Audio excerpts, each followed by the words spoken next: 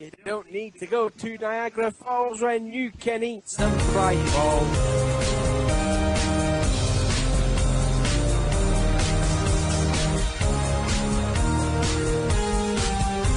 What's going on, NASCAR diecast collectors and diecast reviewers on YouTube? Welcome back to yet another new and interesting episode of the NASCAR Diecast News. As always, it is hosted by me, Original Big Bri, and of course, I am bringing you guys your weekly NASCAR Diecast news throughout each and every month to the very end of the 2016 NASCAR Diecast season. And for sure, folks, we got a lot to talk about. Well, probably a good amount of stuff that will get us to a very decent episode here of NASCAR Diecast News 144. And of course, we do have, of course, the following: our newly released diecast 164s and 124s, both from our good friends at Plainview Sales, K-State Diecast, or any real local diecast dealers out there. So shout out to them and any other diecast dealers out there, because this is the reason why we have this show, because of them. And of course, we do got some pre-orders, some Daytona Speed Weeks pre-orders. We'll be briefly talking about those real quickly, because you guys know by the time I upload this video, the Daytona 500 will probably be commencing. So tell me in the comments who do you guys think is going to be the pick, and we'll probably talk about that more probably later on in the show of our picks for the 500. And we got no canceled diecast, but however, though, guys, we do got some more NASCAR Authentics news, and it's got to be something very special. It's a new special wave that's coming in very soon. But we're going to get all into this latest info and more as the NASCAR Diecast news starts right now. But before we do that, guys, I want to take a look back at the best-selling diecast that was from NASCAR Diecast News 143.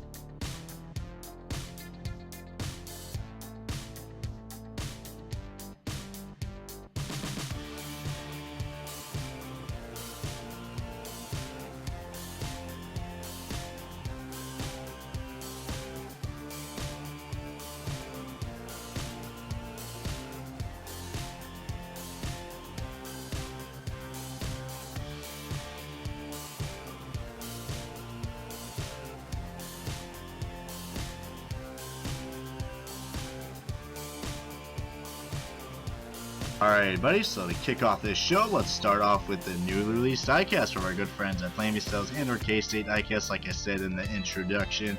And let's see right here, of course, we are always going to start at the 164s, because that is mostly where our fan base is at.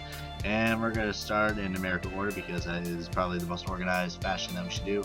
And it is, the first one is Austin Dillon's 2016 number 3 at Cheerios Chevrolet. This is the third year in a row this car has looked basically the same.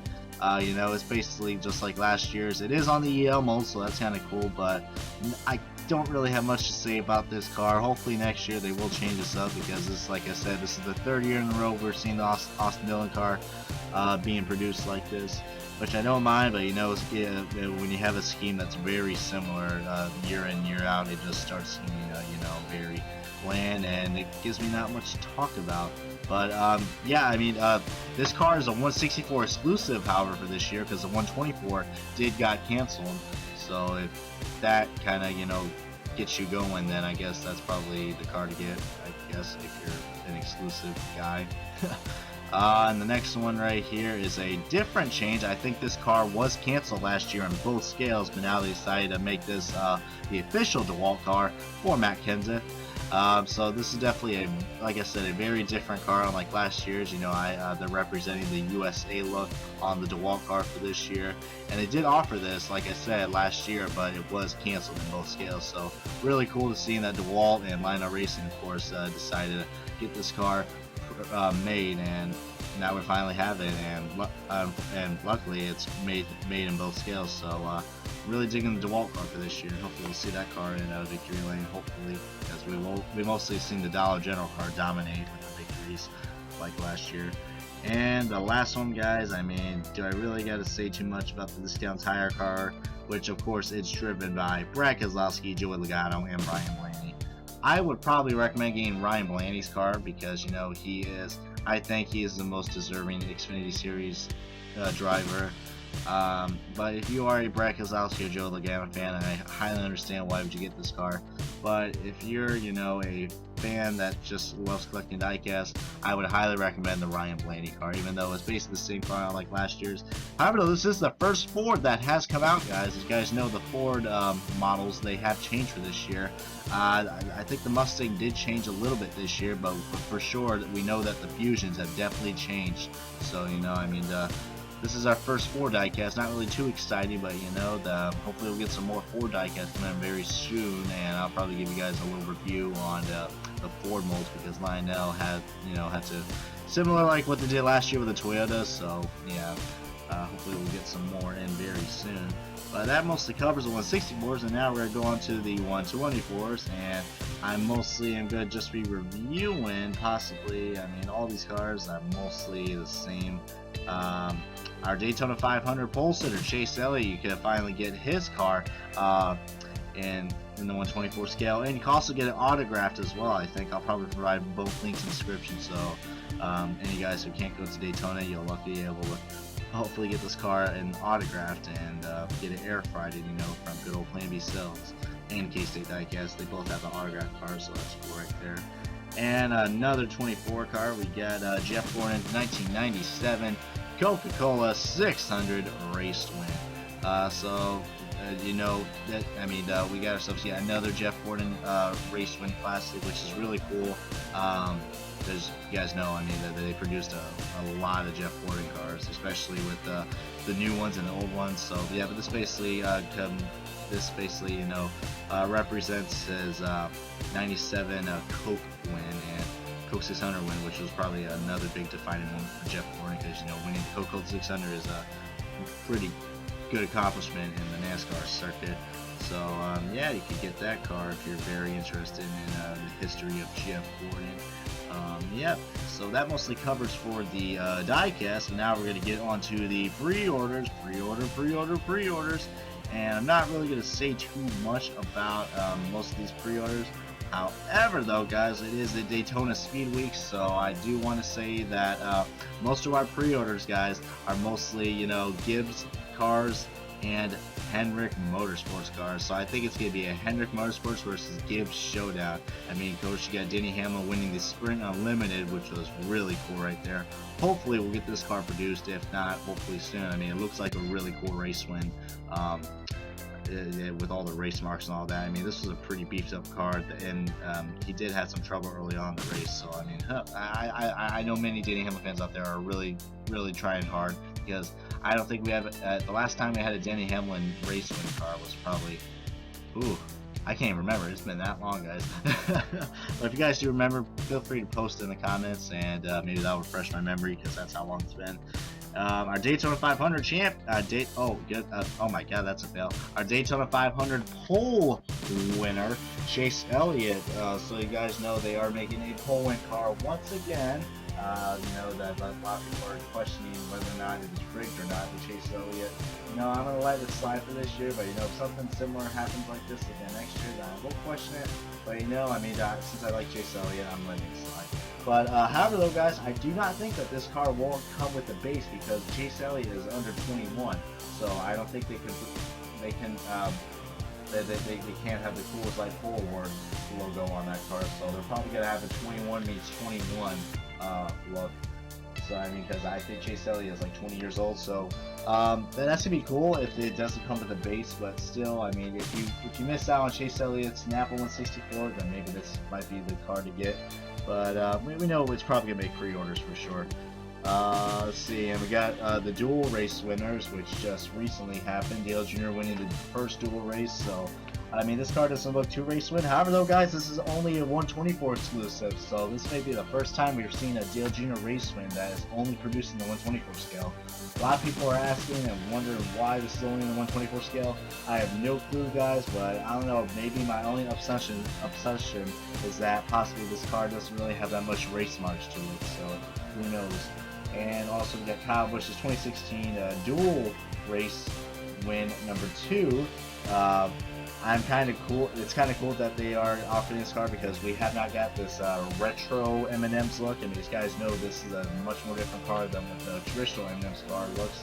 So I mean, hopefully we'll get the diecast or the pre-order of that car very soon, like the standard pre-order for that car if he continues to run it more for the defending champion. And guys, I do want to talk about something very, very briefly, and it's on the Kurt Busch Monster car. Now, hear me out on this, alright?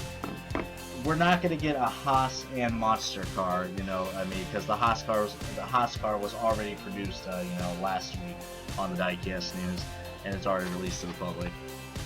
But let's just say Monster Energy, they requested, I repeat, they requested to get this car made. So this Monster Energy car was not going to be able to get made if it wasn't for the request of Monster Energy. And you guys know the big story about Monster Energy. You guys know the controversy that's been going on with the energy drinks. You know, Lionel does not really want to approve or make diecast with energy drinks, because they draw a lot of controversy to the marketing for kids. So kind of like, you know, how they put bases on the alcoholic cars, if you know what I mean. So yeah, this is gonna be a 124 exclusive, which does suck, but you know, I do see the purpose of that, and it is gonna be on a base, which is another bummer. But you know, I mean, I'm just glad that this car is finally getting pre-ordered. So for any Kurt Busch fans out there, this is a sign of relief. Now just hope to God this car doesn't get canceled. Yeah, but let's see here. Yeah, we have no canceled diecast for another week in a row. Holy crap, guys, this is probably like a new record right here. We're going 3 weeks in a row without no canceled diecast. Watch by the time I upload this video, we'll probably have some canceled diecast. Just watching my luck. But now we're going to get on to the last topic of the show, guys, and it is going to be on something that is something to do with NASCAR Authentics. So we got some more NASCAR Authentics news, and holy moly cannoli, guys. Oh man, like I said, NASCAR Authentics has had a really successful year with the partnering with Lionel Racing, and let's just say they are offering more to the public. However, this is not Wave 4, guys, but who knows, maybe it could be Wave 4, but I feel like this is a special wave. If you guys do remember, the Batman vs Superman cars, those cars are coming out very shortly. But guys, this is going to be another way to get these cars. So looks like Lionel Racing and the NASCAR Authentics retail line, they are going to have the Batman and Superman cars, the Jimmy Johnson Superman car and the Dale Jr. Batman cars. They're going to have those in their each special packaging, as you see in this picture right here. NASCAR Authentics from Lionel Racing. So Lionel Racing did confirm that these will be coming out in late March. So roughly about a month from now, we'll see these bad boys in action. I don't know if they're going to be with Wave 4. I can't really get a clear picture of this, but this picture was taken at the Toy Fair, which is probably, I think, is in New York City, which you guys know, I mean, the Spin Master, they did that for quite a while, but it's kind of cool that NASCAR Authentics is still doing that, showing off what they're going to have for this year. But I'm pretty excited for this. I mean, if you guys do miss out on the 2-pack, or, you know, if you can't really order online and all that, then this is a great opportunity, you know, to get the hype up for the hero face-off of Batman versus Superman. You know, that's going to be a really hyped movie. You know, that was perfect timing that they're going to put right there. I mean, I don't know what the release date is for Batman vs Superman, but coming out in late March, I think that's probably good enough when that movie hits and everybody's going to be talking about it and then showing off the Jimmy Johnson and Dale Jr. diecast.